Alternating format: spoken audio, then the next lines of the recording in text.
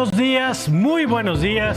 Bienvenidos a la Agenda Pública en este domingo en el que saludo a mi querido Claudio Flores. ¿Cómo estás, Claudio? Súper contento de una mesa completita con mi querida Maite. Ahora sí, en 3D, los invitados de la mesa, querido Javier, ¿cómo estás? Buen día a ustedes del auditorio. ¿Cómo estás, Maite? Bien, también muy contenta de estar con ustedes.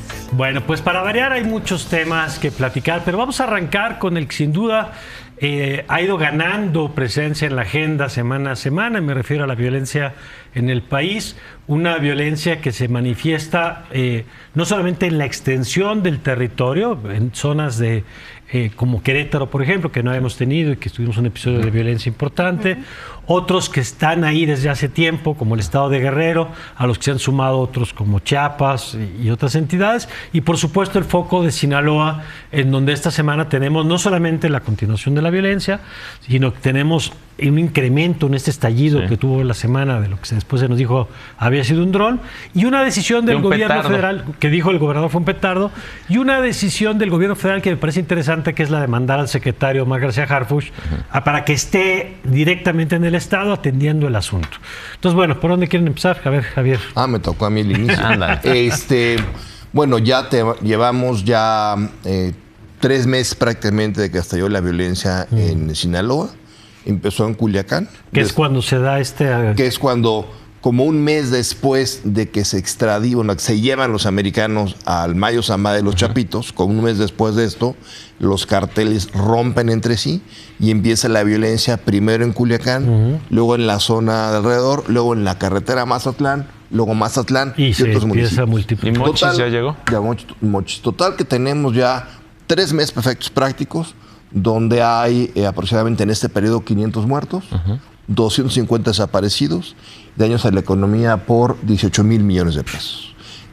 Y esta decisión que es muy interesante, muy reveladora, de que el secretario de Seguridad Federal se va a vivir a Culiacán.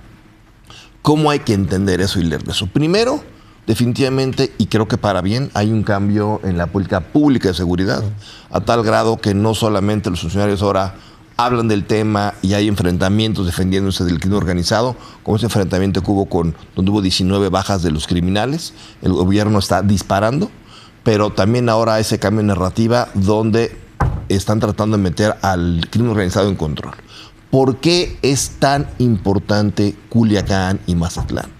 Porque en esta narrativa de los Estados Unidos, tanto el gobierno Biden como el gobierno Trump, lo que desata la violencia ahí es la intervención que ellos hacen para extraer al Mayo Zambada y al Chapito. Que el gobierno de Estados Unidos nunca lo ha reconocido, que el gobierno mexicano ha insistido una y otra vez. Pero creo que ya es evidente que fue un operativo norteamericano, platicado con los Chapitos para extraer al Mayo Zambada y los Chapos pedir refugio en Estados Unidos. Ahora, esto detonó, digamos, fue el tema del fentanilo, el que hizo a los americanos actuar así.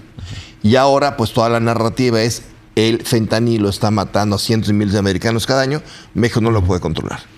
Si aparte de controlar el fentanilo, este gobierno no logra en los hechos pacificar Culiacán y Mazatlán, es la prueba que necesita Estados Unidos para decir, ustedes no tienen control de su territorio. O sea, ¿tú crees que lo que se juega ahí es la credibilidad del gobierno mexicano frente a Estados Unidos? Exactamente. Es el foco el que ellos van a poner atención. Si no puedes tú controlar Culiacán con yo haberte quitado a los líderes del cártel de Sinaloa, mucho no vas a poder controlar el resto del país. Entonces, por esta apuesta. ¿Por qué se fue Omar García Harfuch para allá? Mi impresión, después de hablar con varias gentes en Sinaloa, es que aquí se diseñaban ciertas políticas, se mandaban ciertas órdenes en el papel, allá no estaban ejecutando.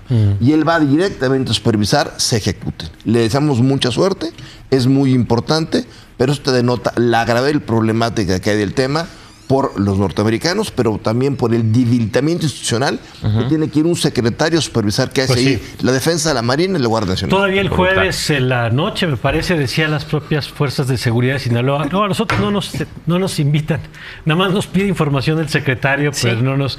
Y dice, bueno, pues así estará la confianza, digamos, entre autoridades locales y autoridades federales. Yo coincido con Javier Maite en que hay un reconocimiento de una problemática que me parece que el sexenio pasado se había negado, eso lo veo positivo. Esta política de abrazos no balazos creo que es una de las que es más evidente que hay un cambio, no lo van a decir, como no lo dicen con la mega farmacia, que fue un fracaso. O sea, hay temas donde nunca lo van a decir abiertamente, pero en los hechos se están haciendo cosas distintas. ¿Cómo estás viendo tú este cambio de señal, digamos? Veo que tardó, Mario. Yo sí creo que llevamos 3 meses, ¿no? Y hasta ahora es que se nota que hay algo que va a suceder, como la entrada de Omar García Harfuch a Sinaloa. Justo hace 2 meses, el 8 de octubre, se dio a conocer la nueva estrategia de seguridad. A 2 meses de darla a conocer, no se notó mucha diferencia. Y creo que en buena medida esta descoordinación entre autoridades estatales, municipales y federales está saliendo a relucir. Muchas veces la apuesta de las autoridades estatales, y así jugaban muchos gobernadores, era decir pues que entre los grupos del crimen organizado hagan su propia guerra y entre ellos se exterminen unos a otros, ¿no? Y creo que un poco esa ha sido la dinámica en Sinaloa, en otras entidades, y la estuvimos viendo estos 3 meses, y hasta ahora vemos que como se llevan entre las patas a la ciudadanía y mucho ponen en entredicho qué tanto esta estrategia de seguridad está funcionando o no, es que se decide entrar. Yo sí considero que es tarde. Creo que también, independientemente de las implicaciones que tiene para Estados Unidos, porque también Omar García Harfuch la semana pasada anunciaba que había hecho un decomiso histórico, ¿no? De fentanilo. Creo que eso es algo que hay que reconocer también, pero lo que hay que ver, y creo que es ahí donde el gobierno no ha sido suficientemente sensible, es cómo lo vive la ciudadanía. Ya lo hemos platicado aquí, ¿no? Se habla de una narcopandemia. En realidad están sitiados, viven como en una guerra en Culiacán. Hay gente la que gente no puede trabajar, los niños no pueden ir a la escuela. O sea, llevan encerrados 3 meses, y creo que sí la reacción ha sido minimizada. Creo que ha sido pues un poco como de sí, algo está pasando y lo estamos reconociendo, y vamos a ver cómo es que opera ahora el secretario de Seguridad allá en el estado, pero no ha habido una contención para ver cómo la ciudadanía puede volver a la normalidad. Creo que tendría que haber algún tipo de política pública que pudiera darles la posibilidad de retomar las calles. La ciudadanía está encerrada en sus casas. Yo agregaría ahí a los temas que pone Maite, uno, la necesidad de que tiene que haber un apoyo económico. El propio viernes le preguntaron a la presidenta y dijo, no, pues ya mandamos al secretario. Qué bueno que se fue el secretario, eso me parece bien. No va a pero el apoyo la económico de estos meses pues es muy duro. Y la otra, el reconocimiento del otro gran tema. Qué bueno que el tema de seguridad ya se está reconociendo y atendiendo, el tema de los desaparecidos en el país. Así es. Parece que ya pasaron 3 meses y la gran deuda de la presidenta sigue siendo la reunión con los colectivos de desaparecidos, no solo del estado de Sinaloa, donde también, ya lo decías Javier, la cantidad de desaparecidos es muy importante. Ese es el otro tema que hay que reconocer. No es políticamente atractivo para nadie reconocer este problema.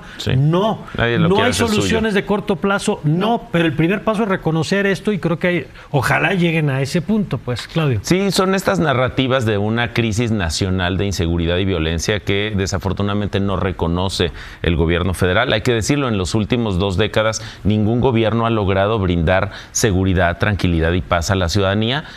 Tampoco, y diría yo que la política, digamos, generada por López Obrador respecto a este asunto de abrazos no balazos, pues nos trajo hasta aquí. ¿A dónde nos trajo? Nos trajo un país en el que todos los días vemos secuestros, masacres, la extorsión ya es prácticamente un impuesto más para muchas mexicanas y mexicanos. Bueno, salió en la reunión de empresarios con la presidenta. Exacto, pues ahí están.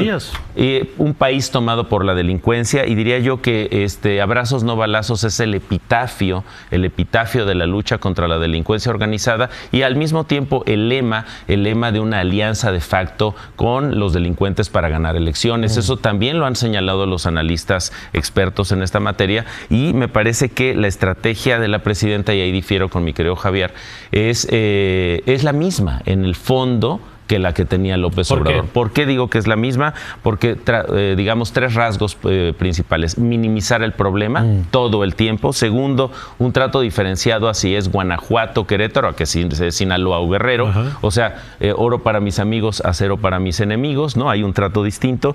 La militarización sin ningún efecto real en brindarle seguridad y tranquilidad a las personas, sino que le pregunten a los culichis cómo se están sintiendo ahorita, o a los sinaloenses. Y me parece que sinaloenses Sinaloa es el gran ejemplo del megafracaso, digamos, en temas de política de seguridad de este gobierno. La defensa específicamente del gobernador Rocha Moya por parte de todos, la presidenta, los diputados y diputadas, las senadoras y senadores, los gobernadores y gobernadoras de Morena, todos detrás de Rocha Moya, estamos contigo. Ajá. Cuando hay señalamientos hasta del gobierno norteamericano en estos, digamos, comunicados del propio Donald Trump, de que no van a permitir que haya narcopolíticos, digamos, que también están señalados como parte de la problemática. Sí, por alusiones. Por alusiones, pero a ver, yo sí creo que hay un cambio en la política de seguridad de este gobierno. Frente al del observador. Claramente, yo ahora te lo voy a explicar por qué.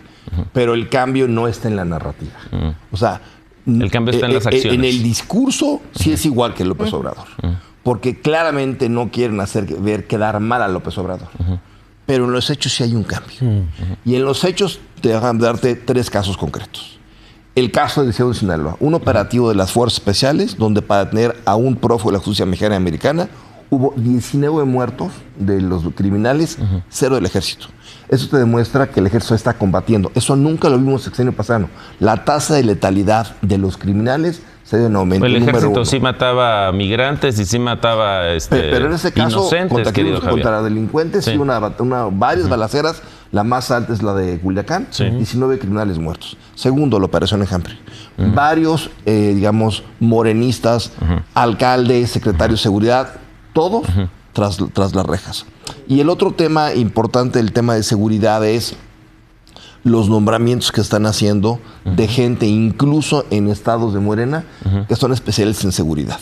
Tienes tú, desde Omar García Harfuch, que ha reactivado a muchos de la Policía Federal, o tienes tú en Morelos, que es una crisis, al general Tomás Ángeles de Aguajare, el subsecretario de la Defensa Nacional, que lo llegaron a acusar de narcotráfico, se les abre seguridad. Están regresando los hechos en Morelos. En Morelos. Lo acaban de anunciar la semana pasada.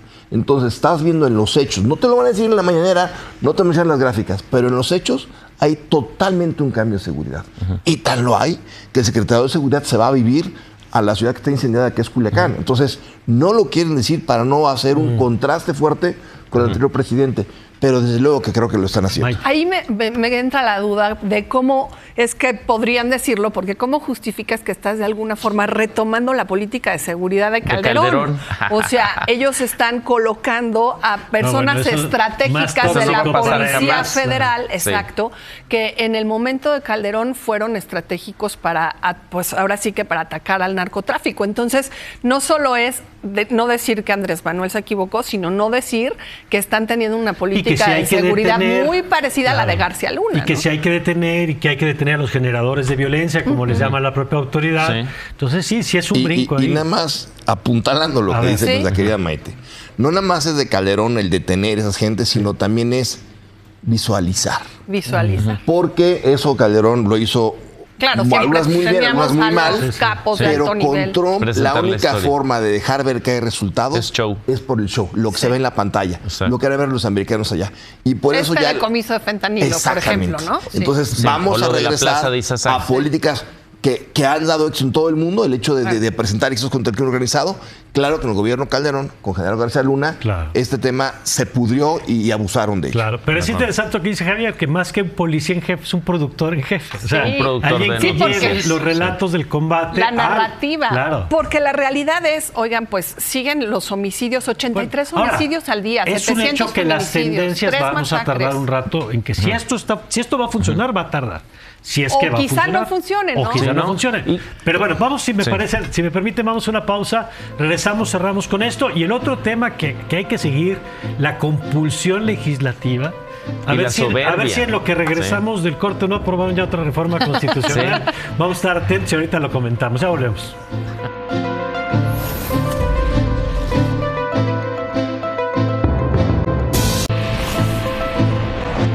Ya estamos de regreso y mire, no nos daría la vida para hacer el recuento de todas las reformas que se han aprobado en estas semanas, sobre todo desde el inicio del periodo legislativo.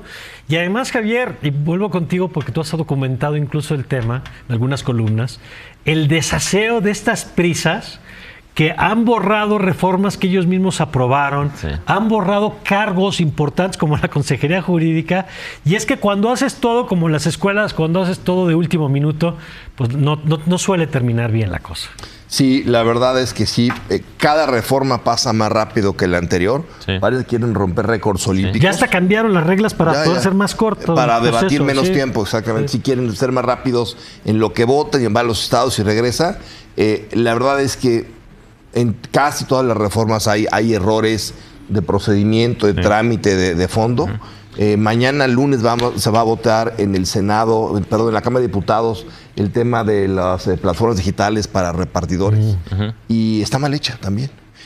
Ahí el tema es muy loable, que a los repartidores tengan, digamos, acceso a derechos sociales, pero están copiando, tal cual y lo dicen, una iniciativa, un Real Decreto español. Ahí lo dicen. Pues no que eran... Exactamente, ¿no? Interesante. Con disculpas. Interesante. Sin disculpas le están copiando el Real Decreto español. Disculpen, pero copy-paste. Pero ahí dice plataformas digitales para que utilizan los repartidores.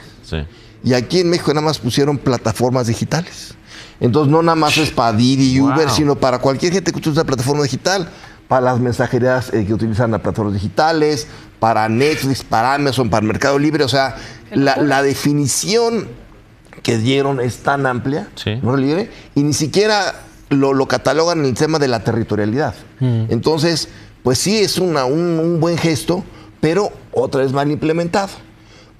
Esto no es solamente anecdótico. El tema es lo mal que está trabajando el gobierno federal y el Congreso. Esto va a ser muy importante, porque vienen los americanos muy abusivos contra nosotros y van a buscando pretextos para fregarnos.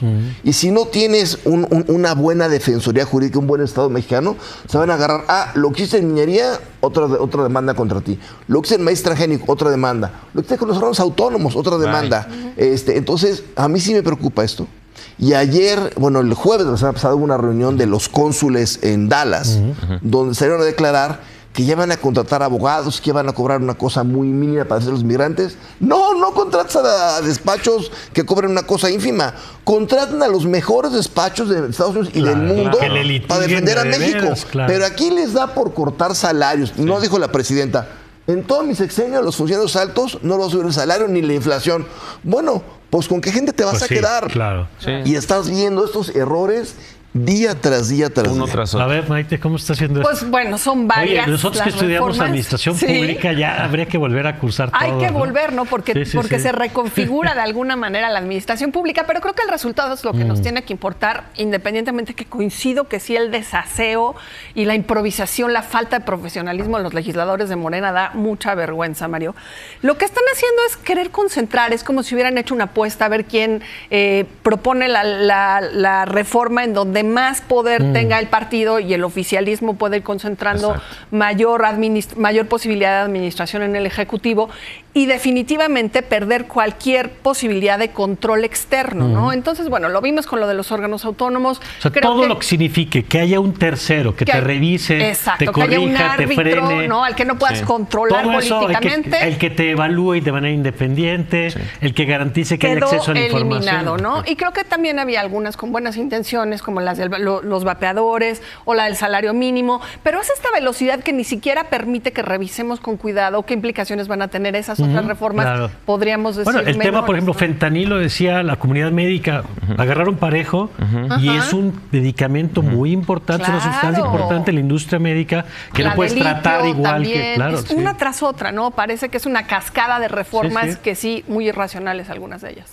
A ver, Claudio, ¿cómo ves esto? Pues esta es un poco este frenesí legislativo y a mí me gustaría nada más llevar la atención al de dónde salieron esos votos, porque con una mayoría creada a partir de doblar, cooptar, acosar, de intercambiar con Miguel Ángel Yunes Márquez, intercambiar su libertad por su voto, asegurando la impunidad, ¿no? Me parece brutal el caso. No olvidemos que así tienen los votos con los que están reformando nuestra Constitución y hay que decirlo, con los que están creando un nuevo país, porque porque por ahí lo decía, me parece, Ernesto Núñez de Animal Político, se han tocado el 70% de los artículos de la Constitución en este proceso. O sea, hay un nuevo país en enero que tiene un nuevo marco normativo. Y además, las formas. A mí las formas me llaman mucho la atención porque hay una soberbia, un empoderamiento brutal respecto a el tema de cómo ejercen el poder, como si fueran la realeza, como si fueran dictadores, como si no hubiera nada, digamos, a quien rendirle cuentas. No les gusta cualquier punto de vista que sea distinto al suyo.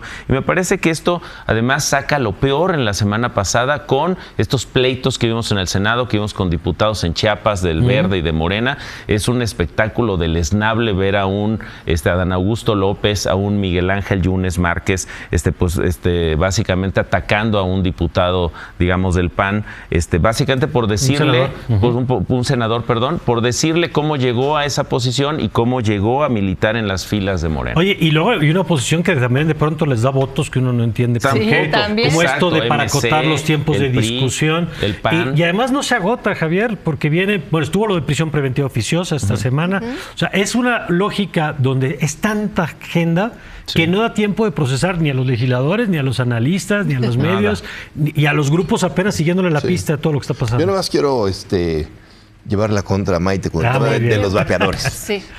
A ver, yo no fumo, no soy vapeadores, pero yo creo que es un error prohibir cualquier cosa. Los vapeadores en México ya los utilizan más de 300,000 personas, los vapeadores de menos. Y se mete en la Constitución. ¿Por qué se mete en la Constitución? Sí, es un error. Porque los litigios cuando estaban en las leyes los perdió el gobierno mexicano en la Corte. Entonces deciden, ya no hay que contratar mejores abogados, prohibamos la Constitución. Una vez más, hacen las cosas mal, no tienen capacidad de litigio. ¿Y por qué la Constitución? ¿Por qué la Constitución? Porque en la Constitución entonces ya no hay litigio porque nadie lo puede impugnar. Claro. Nada más por la supremacía. Por la supremacía. Nada más es por eso. Ya. Pero vamos a los efectos prácticos de esto. Sí. Los 300,000 personas que utilizan vapeadores Negocio van para a la dejar de delincuencia. vapear. Pues no. No van a dejar de vapear.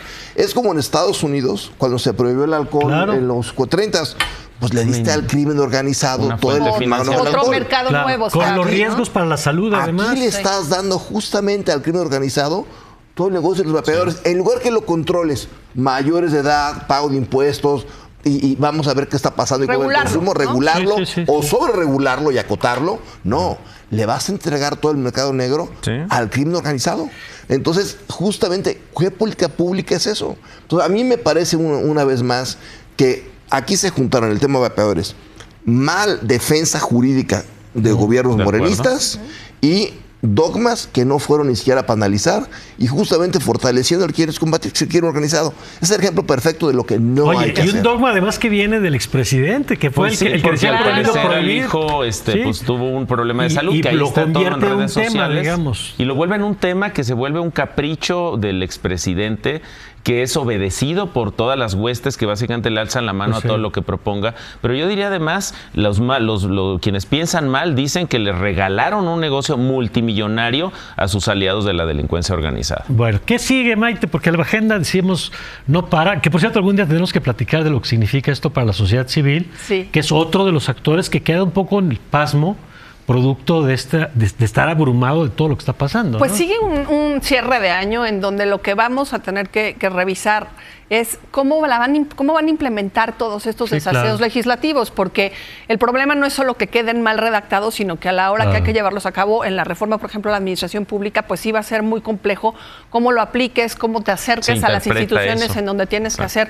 pues miles y miles de despidos, cómo respetas derechos laborales. Creo que eso es lo que viene en términos como muy en el corto plazo, pero creo que la agenda de seguridad va a seguir siendo pues la prioridad. Ojalá este gobierno deje de minimizar y ahora sí el cambio que Javier anuncia se empiece a notar no solamente en estos nuevos nombramientos, sino en resultados, en reducción de número de homicidios, de número de desapariciones, de número de feminicidios, de extorsión, de lo que vive la ciudadanía, ¿no? 7.3 de cada mexicano perciben que son inseguros, que no están protegidos por las autoridades. ¿7 punto de qué? 7.3 de cada 10. de cada 10. 70%. O sea, 70%, ¿no? Bueno, Maite, muchas gracias, querida. Gracias. Gracias, Javier. Gracias, buen día. Gracias, Claudio. Muchas gracias. Gracias. Nosotros vamos a una pausa y regresamos con más aquí en la Agenda Pública. Ya volvemos.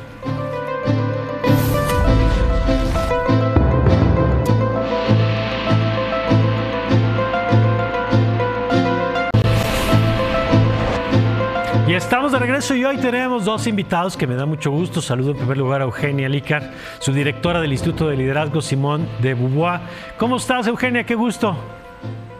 Qué gusto, Mario. Muy bien. Gracias por el espacio. No, hombre, gracias a ti. Está con nosotros también Jaime Hernández, director general de Nosotres. ¿Cómo estás, Jaime? Muy bien, Mario. Muchas gracias. Qué bueno, qué gusto tenerles por acá. A los dos, y Eugenia, empezamos contigo. Cuéntanos de este tema, de este espacio tan importante en el que te encuentras. Sí, platicar un poco de la Conferencia Regional de la Mujer, para la gente que nos está escuchando también. Ahorita estamos en eventos que son la antesala y que son preparatorios para la conferencia que va a tener lugar el año que viene en México. Estos son espacios muy importantes para la región. Cada 3 años se producen y son momentos en que gobiernos de 33 países de América Latina, pero también sociedad civil, evidentemente, personas expertas, organismos multilaterales se reúnen para acordar compromisos, políticas y estrategias en materia de igualdad de género y de derechos de las mujeres. Estos son espacios súper importantes donde se intercambian experiencias, donde se fomenta también la cooperación entre los países, se monitorean evidentemente los avances, se rinden cuentas, pero también se abordan los temas emergentes para adquirir compromisos nuevos, y en todos esos espacios tenemos el gusto de participar, y es muy importante también la contribución de los movimientos feministas y de la sociedad civil, porque van marcando como los puntos de agenda, ¿no? Oye, y me imagino, Eugenia, que hay temas que son transversales, digamos, a las diferentes ediciones, temas de brecha salarial, temas de violencia en general, pero supongo que también en los diferentes encuentros se van colocando temas distintos, porque hay veces que, como dices, se logran avances en algunos campos y en otros hay retrocesos. Entiendo que debe ser complejo porque además no es parejo, ¿no? Ni lineal. Lo que hay veces que se avanza para la siguiente edición, hay retrocesos. Pienso en el tema de interrupción del embarazo en Estados Unidos o en México, que van como en sentido contrario. ¿Cuáles son los temas que ahora ves en esta agenda en particular? Mira, la conferencia del año que viene va a ser bastante especial, un poco por 2 motivos. Uno, como ya les adelantaba, va a ser en México. Entonces, México se propone como sede oficial, como país anfitrión, y esto también lo compromete desde otro lugar, ¿no? Como adquirir compromisos y a demostrar avances. Y por el otro lado, porque se van a cumplir 30 años de la Declaración de Beijing. ¿Qué es esto? Este fue un compromiso global que hace justamente 30 años adquirieron más de 180 países en el mundo, en el que se pusieron de acuerdo sobre ciertos temas, como tú mencionabas, violencia, educación, empleo, pobreza, salud sexual y reproductiva, y se comprometieron a implementar en sus propios países planes nacionales para avanzar. Entonces, ahorita lo que va a pasar el año que viene es que como región, y evidentemente México también, vamos a hacer un corte de caja y vamos a decir qué pasó en estos 30 años.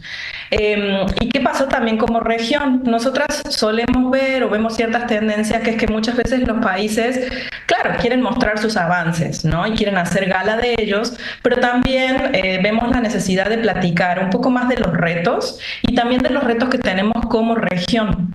Y también reconocer y celebrar, ¿no? Celebrar los avances que ha habido. Mira, yo pensaba, por ejemplo, cosas que parecen de sentido común y que parecen una locura y que son recientes, pero no sé, aquí en Argentina, por ejemplo, desde donde te estoy platicando ahorita, cuando yo tenía 2 años recién, las mujeres podían por ley poder rentar un espacio a nombre propio. Wow. ¿No? En México, hasta el 99, si 2 personas del mismo sexo mantenían relaciones sexuales, podían ir presas porque estaba penado.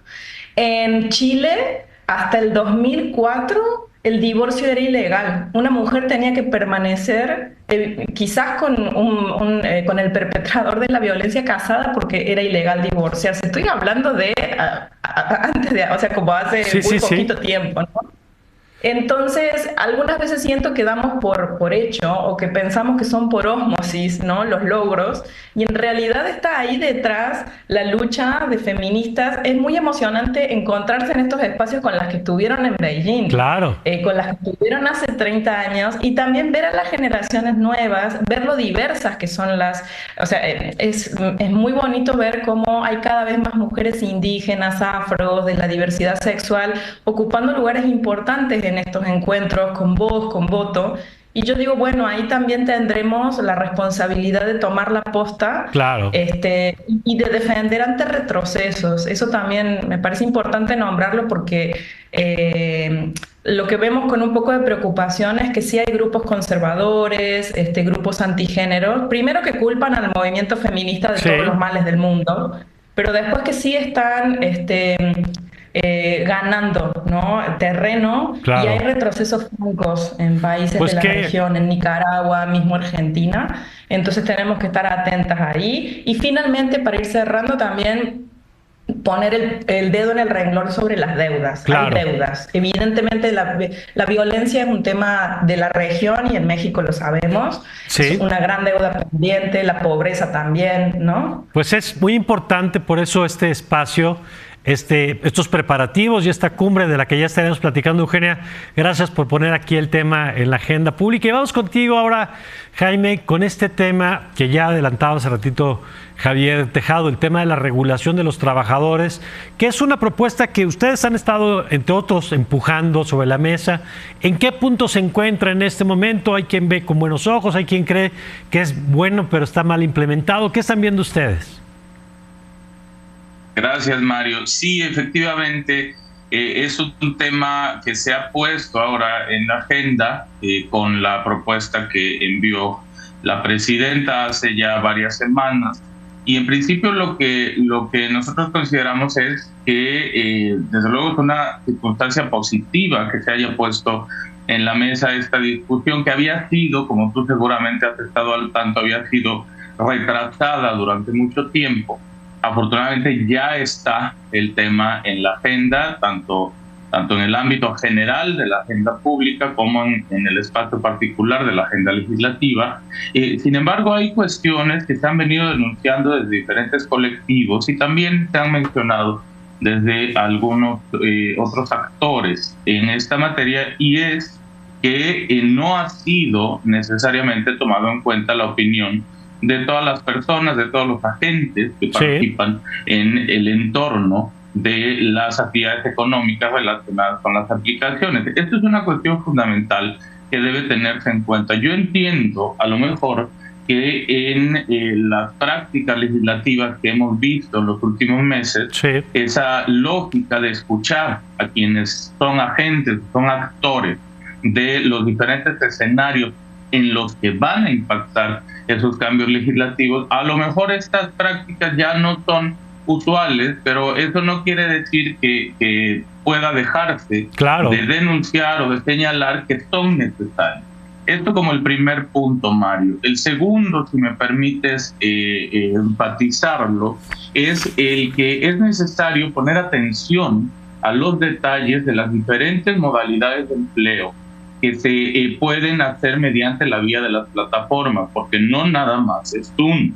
Esa es una cuestión esencial. En segundo lugar, que la regulación no puede descansar en el paradigma antiguo de la regulación laboral que tenemos en nuestro país desde hace ya muchas décadas. En tercer lugar, también hay que señalar la lógica de que para la garantía de los derechos laborales de las personas que trabajan por la vía de las aplicaciones, no necesariamente es fundamental que se ponga sobre la mesa como punto de partida la organización en sindicatos, estos clásicos que ya conocemos en la tradición lamentable del charrismo sindical en nuestro país. No estoy diciendo que el respeto a los derechos laborales no implique la garantía de asociación, por supuesto que implica eso, pero ese no puede necesariamente ser el punto de partida Claro. Si lo que se pretende es generar una regulación acorde a los tiempos que estamos viviendo, que como sabemos son nuevas modalidades de empleo que claramente no corresponden con la lógica de empleo regulada históricamente por la Ley Federal del Trabajo.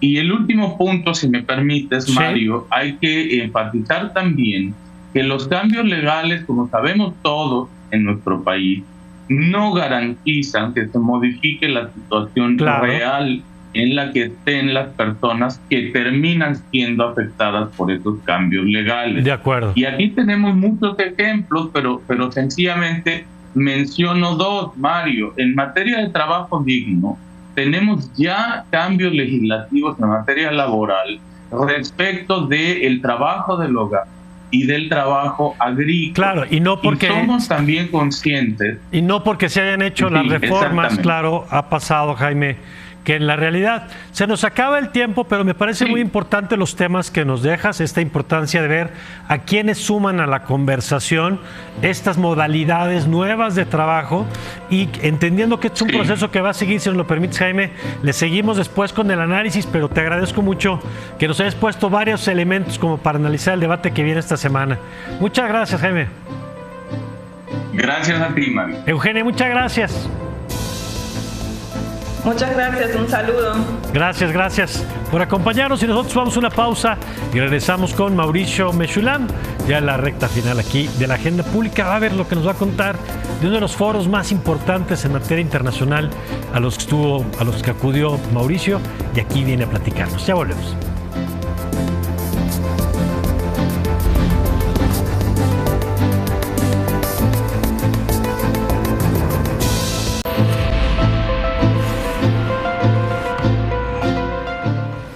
Ya estamos de regreso y vamos con mi querido Mauricio Meshulam. Mauricio, ¿cómo estás? Querido Mario, qué gusto saludarte. Oye, me encanta el tema que nos traes hoy. Llevábamos, de hecho, ya algunos programas que no habíamos podido hacerlo. El encuentro al que vas cada año, el de Halifax, por el que luego no has estado aquí a cuadro, que reúne yo creo que la élite de la discusión de la geopolítica. Es un evento fascinante. Cuéntanos. Exactamente, piénsalo así, la élite de la discusión de la geopolítica, que incluye a varios funcionarias que están en activo en este momento y muchos más que son como los exes, o sea, que estuvieron gente ahí. Que estuvieron, estamos hablando de muchos expresidentes, muchos exministros, o sea, cualquier persona con la que te sientas al lado tiene toda una historia que contar, astronautas. Porque es un foro, además hay que decir que solo van por invitación, no es algo a lo que uno se pueda apuntar, y entonces hacen una selección muy cuidadosa de quiénes van. De quiénes van y de los temas que se discuten. Obviamente, pues vamos también representantes del mundo de la academia, medios de comunicación, entonces se vuelve una conversación bien interesante por el perfil de quienes están. Todas las personas son expertas en algún área o en algún tema.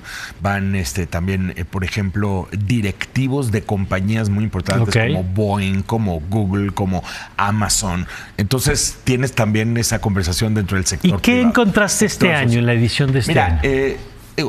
Muchísimas cosas y muy difícil resumir. Déjame plantearte en estos sentidos. Primero, hay un sector dentro de Estados Unidos, va una representación importante del Senado y de la Cámara de Representantes de Estados Unidos, que tratan de comunicar, no solamente ellos, también van muchos funcionarios militares, por ejemplo, generales del Comando Norte, del Comando Centro, del Comando Indo-Pacífico, que tratan de comunicar al mundo que tranquilos, ya sabemos cómo es Donald Trump, nadie tiene que sorprenderse. Que me imagino que era obviamente conducta. El elefante en la sala. Sí, pero el elefante en la sala de todas las mesas, man. Claro. Imagínate que toda la discusión era a la luz de Donald Trump. Entonces tiene esta capacidad de atracción y de polarizar también, ¿no? Pero no hay ningún problema. Estados Unidos cuenta con instituciones. Decían, por ejemplo, senadores republicanos. Estas son sesiones públicas. Decían senadores republicanos. Yo trabajo con Donald Trump todo el tiempo. Tengo conversaciones con él y ustedes no tienen de qué preocuparse porque yo sé realmente en su cabeza qué es lo que hay. Y sí, efectivamente, Estados Unidos necesita más dureza. Necesita y le reclama, por ejemplo, a Canadá que países aliados como Canadá inviertan más en su presupuesto militar o que efectivamente nos cuiden más en términos del comercio internacional. Sí es cierto, pero tampoco es que se va a generar la gran disrupción, ¿no? Entonces, un poco este mensaje. Y del otro lado tenías a muchas personas, por ejemplo, en el mundo de la academia, o bien en muchos países, representantes de países aliados de Estados Unidos, miembros de la OTAN, por ejemplo, va una representación de la OTAN importante, diciendo, perdón, pero no, sí estamos preocupados. Claro, no confiamos que nos va a apoyar. No confiamos, a la hora. Y además Donald Trump viene más fuerte en esta ocasión. Entonces el debate, la discusión en ese sentido se vuelve interesante. Y eso conecta con un tema fundamental de la agenda de Halifax. Era Ucrania. Ya es el tercer año consecutivo que lo es, porque estamos hablando de un foro muy atlántico, un foro con una representación importante de la OTAN, pero además una representación importante de países de Europa Central y de Europa del Este. Que obviamente su principal preocupación, su principal preocupación es Ucrania, y que además están muy preocupados de que llegue Donald Trump a negociar, y eso significa que haya concesiones territoriales a Rusia, porque además te lo dicen, es que de verdad no le creemos. Había una representación de Ucrania considerable, liderada en esta ocasión por el speaker, el líder de la Rada, que es el parlamento ucraniano, y varios funcionarios y también parlamentarios ucranianos y también militares, que decían: ya firmamos con Putin, firmamos el acuerdo de Minsk 1 y firmamos el acuerdo de Minsk 2. No funcionó. Y esto no funciona. A nosotros nos tienen que, de veras, no le estamos pidiendo, nosotros hacemos el trabajo. Así, y además así dicen los ucranianos. Nosotros hacemos el trabajo por ustedes. Claro. Nosotros ponemos los muertos, porque eso es lo que estamos poniendo en los heridos. Pero sí necesitamos apoyo en armamento, que nos flexibilicen la utilización del armamento, que no venga el armamento con amarres de que no lo puedes utilizar acá o allá, sino que de verdad, y además necesitamos que ya nos consideren seriamente como parte de la OTAN. Y esto es fundamental, porque si vemos en realidad la discusión central, más que la cuestión territorial, porque lo que se va a terminar haciendo, por lo que parece, es que se va a aceptar que Rusia permanezca dentro de una parte del territorio ucraniano, pero no con un reconocimiento oficial. Entonces, no es una concesión oficial, pero aunque bueno, ya no peleo contra ti. Pero la parte fundamental de la discusión, y nos vemos, por favor, Mario, después del 20 de enero para platicar todo esto, va a ser si Ucrania forma o no forma parte de la OTAN. Ucrania lo pide a gritos. Putin dice que no hay manera de que eso suceda. Putin dice que no hay manera, y lo que va a proponer Donald Trump es algún tipo de acuerdos de garantía bilateral, como por ejemplo el acuerdo que tiene Estados Unidos con Filipinas. Donde si hay una agresión al país puede haber algún tipo de apoyo. Puede haber algún tipo de apoyo, pero muchos miembros de la OTAN no están de acuerdo con eso. Oye, entonces, ¿qué pasa con temas como China, por ejemplo? Porque hay temas que son de lo inmediato. Ahorita decías Trump, el tema Ucrania, seguramente el tema Israel-Palestina, pero estos grandes temas que están ahí presentes. Es muy importante lo que dices. Desde el año pasado se sacaron este acrónimo. El acrónimo haciendo un poco espejo a los BRICS, los CRINCS. Los CRINCS son China, Rusia, Irán y North Korea, Corea del Norte. Los amigos de Estados Unidos. Y dice, la visión es que todos los temas están conectados con los CRINCS. Porque si ves Medio Oriente, ahí está Irán, y como Irán es quien financia, quien arma, entrena a Hamas, a la Yihad Islámica, a Hezbollah. Si ves también Ucrania, pues Irán también está contribuyendo con armamento con Rusia. Luego ahora Corea del Norte ya tiene tropas en Ucrania, además de que contribuye con armamento. Y entonces los temas de China, es muy importante lo que dices, porque hasta la guerra en Ucrania, la agenda central, digamos los 2 o 3 años previos, era China, China, China y China. O sea, era impresionante. Se hablaba de China y luego de todo lo demás. Y luego, digamos que la agenda migra hacia el tema Ucrania. Pero sí, definitivamente, en esta comunidad atlántica, en esta comunidad de Halifax, hay una enorme preocupación por el tema de China y lo que puede venir. Fue nada más y nada menos que la recién salida presidenta de Taiwán, la que acaba de salir, Tsai Ing-wen, fue a Halifax y dio su discurso y le dieron un reconocimiento, y entonces se tuvo un chat con ella que es como una conversación en donde ella analiza los temas de Taiwán y los temas de China, pues desde esta visión, ¿no? Pues y otros temas, digo, también en otras sesiones no podemos decir las identidades de las personas que participaron, pero piensa, Mario, en temas como, por ejemplo, la desinformación, la información errónea y la información maligna. Y acá, digo, creo que está muy interesante, nada más te la pongo así, o sea, lo que se discutía era que el objeto de muchos países que están participando en la guerra de información no es lanzar informaciones erróneas, sino lanzar informaciones que pueden ser plausibles, porque lo que hacen es que te ponen una verdad que tú digas, bueno, igual y si, por ejemplo, Ucrania fue parte de Rusia durante toda una historia, y entonces lo que está haciendo Rusia es que está recuperando. Y entonces empieza a tener sentido, Entonces tiene sentido. Y dice, y otro objeto es que ya no creas en nada. No que creas en esto o que creas en que no creas en nada. No creas en nada, pues porque si no crees en nada, entonces todo es posible. Pues es un gran tema que tendremos que seguir. Gracias, como siempre, querido Mauricio. Mario. Gracias y gracias a usted por habernos acompañado. Nos vamos, por cierto, unos días de vacaciones, pero ya nos volveremos a encontrar aquí en la Agenda Pública. Yo les deseo, como siempre, que tenga usted una magnífica semana y unas magníficas fiestas.